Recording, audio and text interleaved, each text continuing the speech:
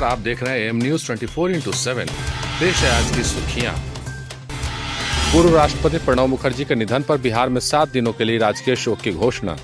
पूर्व राष्ट्रपति भारत रत्न प्रणब मुखर्जी के निधन पर राज्य सरकार ने 31 अगस्त से अगले 7 दिनों 6 सितंबर तक के लिए राजकीय शोक की घोषणा की है।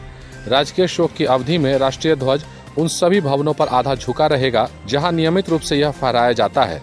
साथ ही इस अवधि में कोई भी राजकीय समारोह एवं सरकारी मनोरंजन से संबंधित कार्यक्रम नहीं होंगे।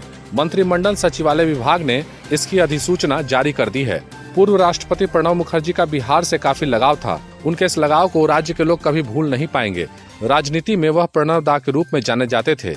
सक्रिय राजनीतिक जीवन में तो उनका बिहार आना जाना पहले से भी होता था, लेकिन राष्ट्रपति बनने के बाद 5 साल में भी उन्होंने कई बार बिहार की यात्रा की। मुख्यमंत्री नीतीश कुमार से उनके आत्मीय संबंध थे। यही कारण है कि मुख्यमंत्री अपनी सबसे महत्वाकांक्षी योजना पहले कृषि रोड मैप का उद्घाटन श्री मुखर्जी के हाथों से कराया था। इतना ही नहीं, उनके राष्ट्रपति के कार्यकाल में जितने भी बड़े सरकारी कार्यक्रम हुए, उनमें मुख्यमंत्री ने प्रणब दा को जरूर याद किया। उनके शोक में बिहार की लगभग सारे राजनीतिक कार्यक्रम विभिन्न राजनीतिक दलों द्वारा 7 दिनों तक स्थगित कर दिया गया है। नीतीश के जदयू में हो सकती है शरद की वापसी। एम्स में इलाज करा रहे जेडीयू के पूर्व अध्यक्ष शरद यादव को डॉक्टरों ने रविवार को अस्पताल से डिस्चार्ज कर दिया है। इसी के बाद बिहार सीएम ने उनके परिवार वालों को एक शिष्टाचार कॉल की और उनसे हालचाल जाना। तभी से राजनीतिक गलियारों में यह चर्चा तेज हो गई है कि शरद यादव एक बार फिर से जेडीयू में लौटेंगे। हालांकि शरद यादव जब बीमार पड़े तो जेडीयू के तमाम नेताओं ने भी उनसे संपर्क किया और हालचाल जाना। इसी के बाद अफवाहों का बाजार गर्म हो गया कि आगामी बिहार विधानसभा चुनाव से पहले उनकी फिर से जेडीयू में वापसी होगी। बिहार में कोरोना संक्रमण दर राष्ट्रीय संक्रमण दर से करीब 1% कम। राज्य में कोरोना संक्रमण दर राष्ट्रीय संक्रमण दर से करीब 1% कम है। देश में यह जहां 2.4% है, वहीं बिहार में 1.14% है। सोमवार को राज्य में 90,000 कोरोना सैंपल की जांच की गई, जिसमें 1324 नए संक्रमित की पहचान हुई। इसमें संक्रमितों की संख्या बढ़कर 1,36,337 हो गई है। एक्टिव केस की संख्या 16,070 है, जबकि अभी तक 1,19,572 संक्रमित स्वस्थ हो चुके हैं। फिर भी अभी सतर्क रहें, स्वस्थ रहें। तेज प्रताप की साली करिश्मा आरजेडी के टिकट पर दानापुर से लड़ेगी चुनाव।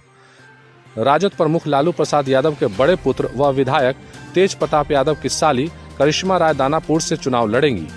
लालू परिवार और संबंधी चंद्रिका राय के कुनबे के बीच तल्खी किसी से छिपी नहीं है। चंद्रिका राय राजद छोड़कर अब जदयू में शामिल हो चुके हैं। परसा विधानसभा सीट पर चंद्रिका को मात देने के लिए तेजस्वी यादव ने उनकी ही भतीजी करिश्मा राय को राजद में शामिल कराया था। करिश्मा पहले परसा को ध्यान में रखकर ही आगे बढ़ रही थी, लेकिन अचानक से वह दानापुर में सक्रिय हो गई हैं। 2 दिनों से जनसंपर्क अभियान चला रही हैं।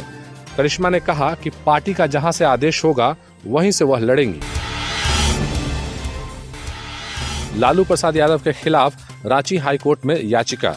चारा घोटाले में सजायाफ्ता व राष्ट्रीय जनता दल सुप्रीमो लालू प्रसाद यादव को रांची के बिरसा मुंडा जेल में रखने को लेकर रांची हाईकोर्ट में ऑनलाइन एक लोकहित याचिका दायर की गई है। याचिका में कहा गया है कि लालू प्रसाद यादव चारा घोटाले में सजायाफ्ता हैं। उनकी जगह जेल में है, लेकिन उन्हें रांची के रिम्स के निदेशक के बंगले में रखा गया है। यह जेल मैनुअल का उल्लंघन है। रांची के होटवार जेल में सजा काट रहे लालू प्रसाद यादव फिलहाल रिम्स में अपनी बीमारी का इलाज करा रहे हैं। कोरोना संक्रमण के खतरे को देखते हुए उन्हें रिम्स के निदेशक के बंगले में शिफ्ट कर दिया गया है। राजद सुप्रीमो यहीं से बिहार में होने वाले विधानसभा चुनाव को कमांड कर रहे हैं।